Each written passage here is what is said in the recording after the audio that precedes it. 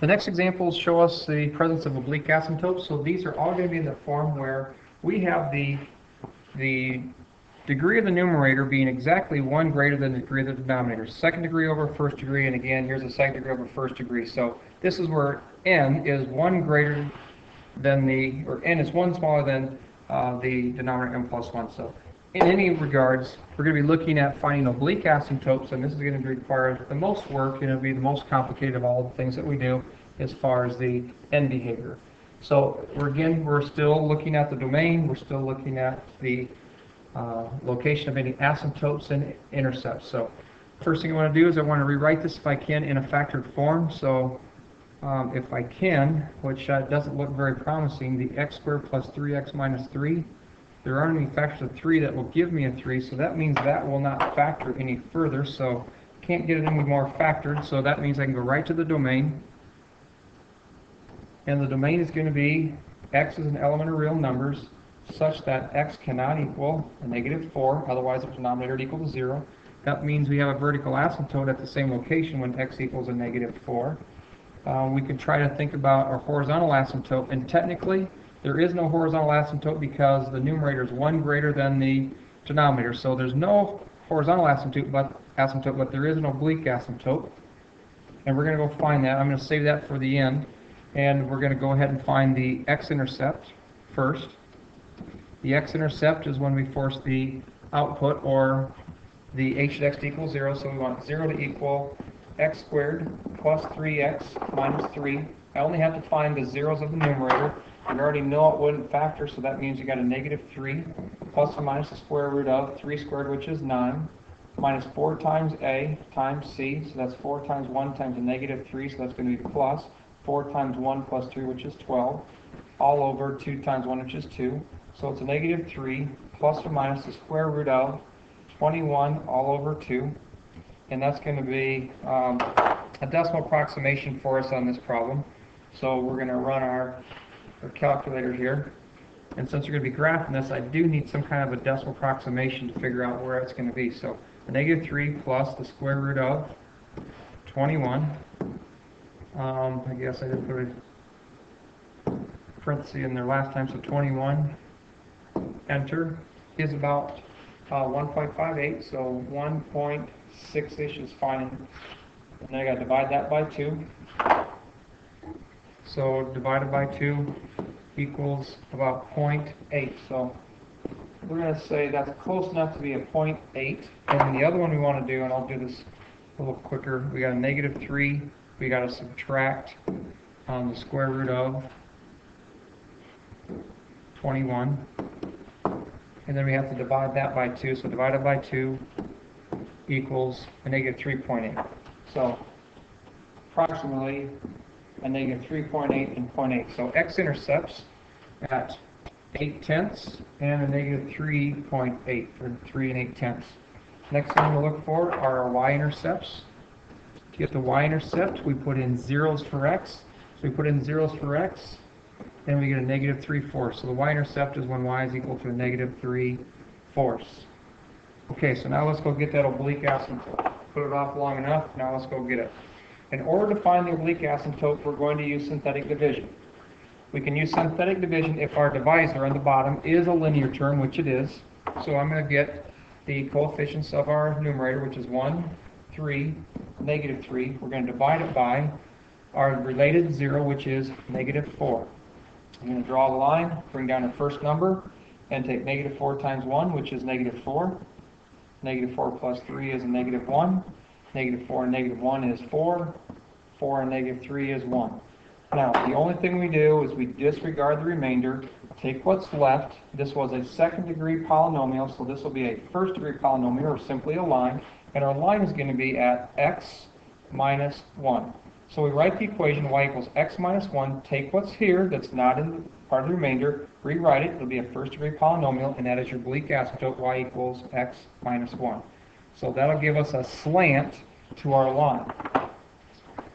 Okay, so getting some workspace, and now we're going to go about the work of graphing it. So we'll get an x-axis, we'll get a y-axis, and now we'll place in our vertical asymptote. We have a vertical asymptote at negative 4. So let's mark that off here first, if I can.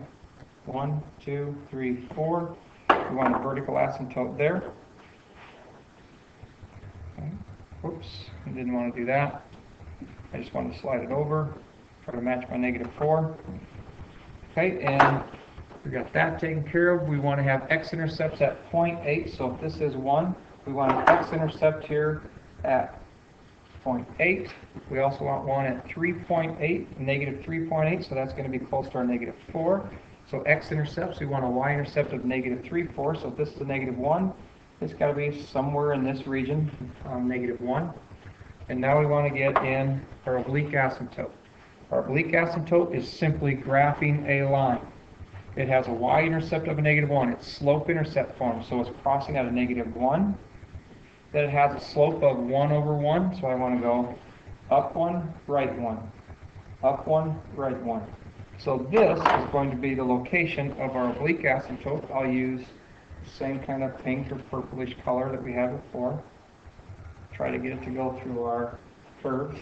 I might, lengthen this one a little bit. Let's try that again. Let's get a pointer. Let's lengthen this. Okay, and lengthen that a bit. Okay, now our end behavior. We know that our curve has to be modeled well at the ends by this oblique asymptote. What we really need to know is where it's coming from.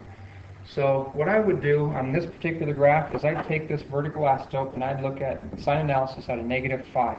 I got a suspicion here that this curve is coming down from positive infinity, coming through your x-intercept, then looping back up here towards your x-intercepts, and coming out here towards your end behavior. So I got a feeling it's going to be coming in here like this, and then it'll come on this side, -infinity to here. But I want to check this with some sign analysis just to confirm that and make sure that all that's going to happen. But using the clues on the x and y intercepts and the location of our horizontal asymptote or oblique asymptote, I bet that's what's going on. So let's put in a -5 and see where we're coming from. If we put in a -5, a -5 squared is 25, so we got a 25. Then we got a -5 times 3, which is a -15, minus 3. Well, this is going to end up being a positive number on the top. On the bottom, if I put a -5 plus 4, that's definitely a negative number. Positive divided by negative, and just kind of as I suspected, it's going to be coming from -infinity along this vertical asymptote. So here comes our graph coming from -infinity. It doesn't have any x-intercepts in between on this left side of that vertical asymptote, so it's got a loop, and then it's going to come back down here and be modeled well by our oblique asymptote. So if I lengthen that out, I get a little bit better looking graph, and I'll start that curve over again. So coming from -infinity, no x-intercept, so it's got no choice but to curve and loop back towards our horizontal asymptote. If it was from a -infinity on the left side, on the right side it better be coming from a positive infinity. So here's our right side. Our graph is coming down from positive infinity. It has a landmark to hit. It's supposed to hit at a -3.8 on the x-intercept. It doesn't have any other targets to hit except for this target here at our y-intercept. It's supposed to cross here at our x-intercept for a target, and then it's supposed to be modeled well in the end by our horizontal or oblique asymptote. So here's a picture of our graph using an oblique asymptote. Okay, there's another example of this, and this example requires a little bit more work as well. It has a little twist to it. Back in the day when we were doing our synthetic division, I kind of let you do something that's a little bit easier because we didn't need to do it until now. So now I'm going to kind of right the ship on this and make sure we get all this synthetic division right. So coming back here, there aren't any factors of 1 that'll give me a 4, so there's no factored form of this that can help us.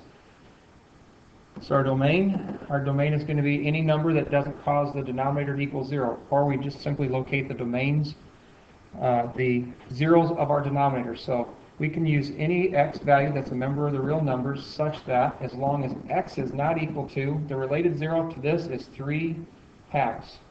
So anything is acceptable except 3/2, which basically helps us find our vertical asymptote. Our vertical asymptote is when x equals a positive 3/2. That same value would create a 0. The next thing is, we already know that we have an oblique asymptote because the degree of the numerator is 1 higher than the degree of the denominator. It's a 2-to-1 ratio. So we have an oblique asymptote.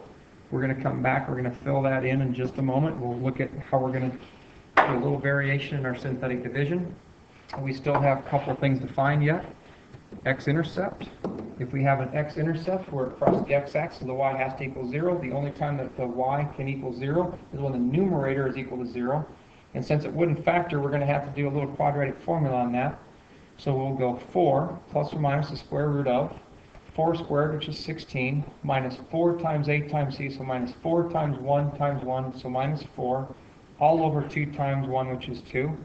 We'll simplify this. This is 4 plus or minus the square root of 12 all over 2. And then we got 4 plus or minus 12. So since we're going to get a decimal approximation, I really wouldn't have any need for making this. You know, we could do the square root of 4 times 3, which is 2 times the square root of 3, which is probably harder to put in the calculator. Since we're graphing these, all I really want to know is where approximately does it cross that x-axis. So here's what I'm going to do. I'm going to grab that calculator again, and I'm going to get the decimal approximations for these two values. So clear it to give some clarity. We got 4. We got to put plus the second square root of 12. I want to take that answer, and I want to divide it by 2. So it should be crossing relatively close to 3.7. So x-intercept at 3.7. The other x-intercept has to be the other value, which is 4 minus. Try that again. Let's just clear 4 minus the square root of 12. And then divided by 2, which is going to be at a 2.7. So we've got two x-intercepts, one at 3.7, another one at, I guess we better put 0.27. So some not so friendly x-intercepts, but yet still things that we can graph. We can now look at the y-intercept.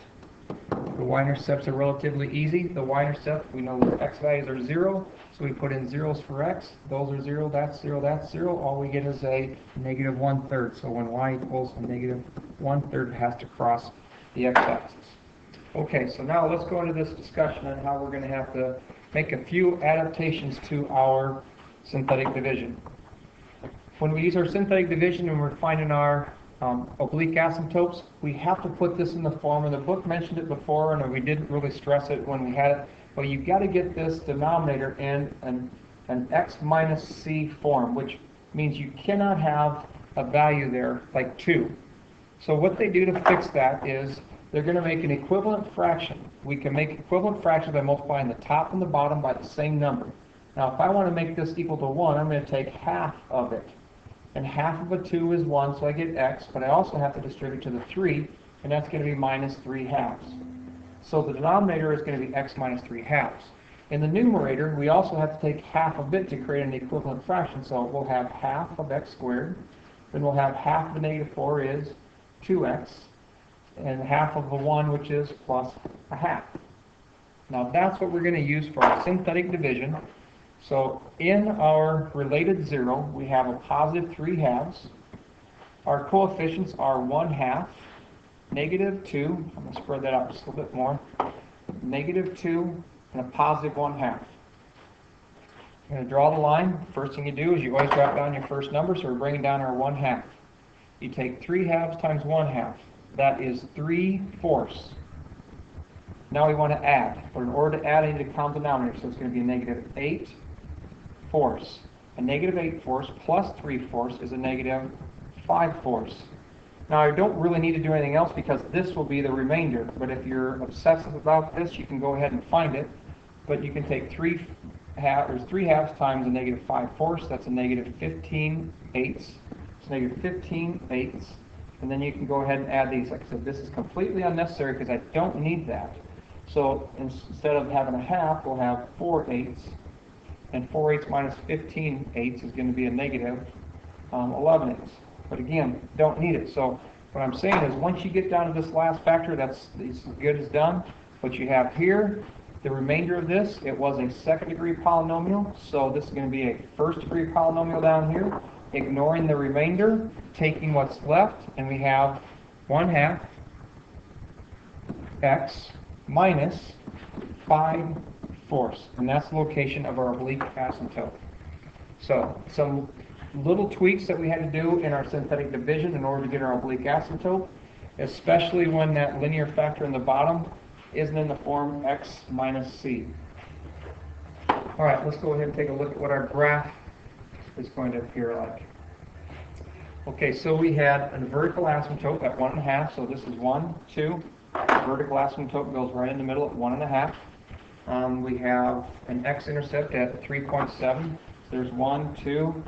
So this is going to be 3, 4. So we'll put an x-intercept at 3.7.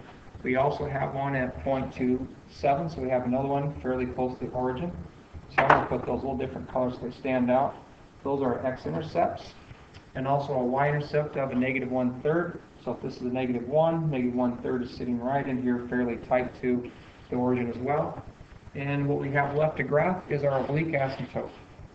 Okay, so the first thing I'm going to use is the y-intercept. Our y-intercept is a -1 1/4. So here's a -1. If this is a -2, -1 1/4 is somewhere in this location here.